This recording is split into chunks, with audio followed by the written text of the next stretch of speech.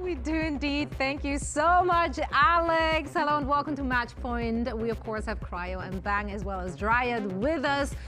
Out of the gate, I want to congratulate you, but also, what possessed you playing this comp on that last map? Like, we saw that and we're like, getting mildly worried. Talk me through it. Give me like the win conditions of this comp, especially in this current meta. Honestly, I feel like we run the Neon Phoenix on a decent amount of maps already, and we know that it's a high win rate comp, and just in general, it might not make too much sense on that map specifically, but we were just like, we need to switch things up because the things that we were trying weren't working for us, so that was basically like the thought process going into it.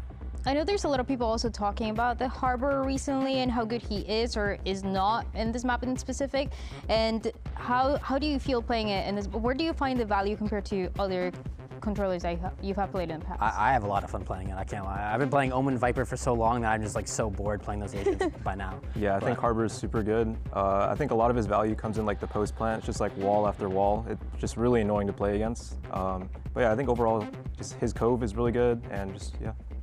Well, what about you, Cryo, also because when we went into this year kickoff and also now you have been playing a bit more of the Viper, a bit more of the Lurker role, and that is maybe not something that we expected in the previous years, but you have been incredible, and it seems like you're always finding great timings. So what is the communication like with your team, with the idea as well, to make sure that you are finding those spaces to do that?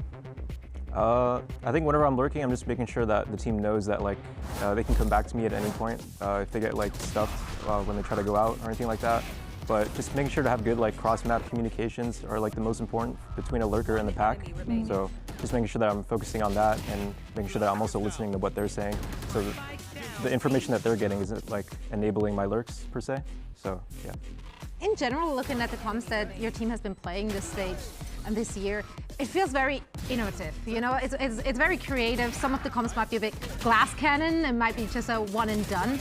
Who's cooking these up, and like, are there veto processes where it can be like, no, that's like a little too crazy, we can't go there? Honestly, I have to give a lot of credit to our coaches. They have like, they come to us with these insane comps, with these insane ideas, Yeah. and we're like, whoa, I've never even like considered this comp for this map, but they find a way to make it work. And at first we're like, are you sure this could be it? But honestly, it works out every time. I can't lie, they have a really good read on like the current meta right now. Yeah, because I remember kickoff, when you guys started playing a little bit more of the stage on Split, Timotino was also talking about how he was a bit hesitant, and then he was like, wait, now I get it. Yeah. And that was also because the coaches were pushing it. But for example, when it comes to maybe not too much of the compositions, but what everybody is going to be playing, why do you guys swap the duel list on this last map with the Phoenix and the Neon? Honestly, it's just that that's like an outlaw op kind of map, and Timotino is our main outlaw opper, so that is kind of the thought, basically the only thought process going into that swap. And in general, how does it feel for you guys to make playoffs? Going against a Furia that I feel like we're a little bit favorite going into today, but Cryo, it just felt like you had the better read in general. The team just had and understood really well the win conditions to win today. And I mean, because it was a 50-50. The whole stage came down to this one game. Yeah, I think overall this stage, the only loss that I'm like really sad about was against Sentinels. I feel like we like completely threw that series. But overall, just looking back at this entire stage, I'm pretty happy with how we played throughout. I do like really believe that we can beat a lot of the top teams in the region, and yeah, we just want to make sure that we can make it competitive. What's your biggest takeaway from this stage, Bang? We have to realize that we're just playing a video game.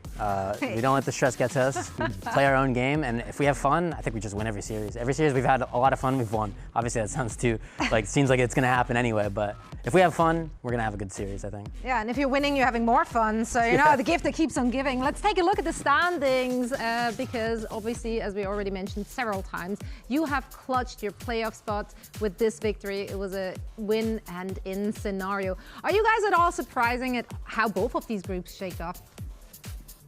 Not really, I don't think. Any positive surprises? Any teams that overperformed, or like, I don't know, that you didn't expect to see in the top? I mean, for me, I'm glad that Loud has kind of shown a little bit of a resurgence. I think that they have a lot of really good players, and they played pretty well in their last match, so I'm excited to see more out of them and if they can make it to playoffs. Also, because you guys won, you made the last match of the stage so interesting, because it's Sentinels, Energy, and whoever wins is the last spot. Who do you think is going to make it? Sean? The better team will win. I don't know. I have to go with energy. I'm sorry. Sorry, Sen. Sorry, Sen fans. I'm going to go with energy. Yeah, I was going to go with energy as well. Yeah. Okay, fair. Right. Well, the proof's in the pudding, right? The teams have to show up. But yeah, again, like you made it really interesting. So script writers are eating good right now. We do have, of course, more matches this very weekend. We have a G2 versus Cloud9 tomorrow, as well as Envy and MIBR. Give us some predictions here. G2 Cloud9, I'm going to go with G2 for sure. And then, what was the other one, Envy and MIBR? Yep. I have to go with MIBR. Not Envy. Not everyone is as crazy in their predictions as you are. Elaborate on She that? was, in fact, I do want to give her good. the credit. You are, in fact, the biggest 100 Thief fan in the building. She was the only one Thank you. going 100 Thieves. Yeah. There, credit You where know, credit is it due. really She was a true happened. believer. We had a little social media thing where last time nobody predicted you guys against Crew and you won. And then when they were asking you, Cryo, you were kind of explaining like, yeah, I mean, I guess it kind of makes sense that nobody like, you know, you kind of saw the vision and I was like, you know what? And now I see the vision. I understand what you guys are doing. So I feel great. I feel The great. vision is seen, and we're going to see more of it in the playoffs. So once again, congratulations. Thank you guys so much for taking the time for a quick chat. And that's it for us today. Thank you all so much for watching. We'll see you again tomorrow. And last thing, but not the least thing, here's the Samsung OLED Fast Replay for all of you.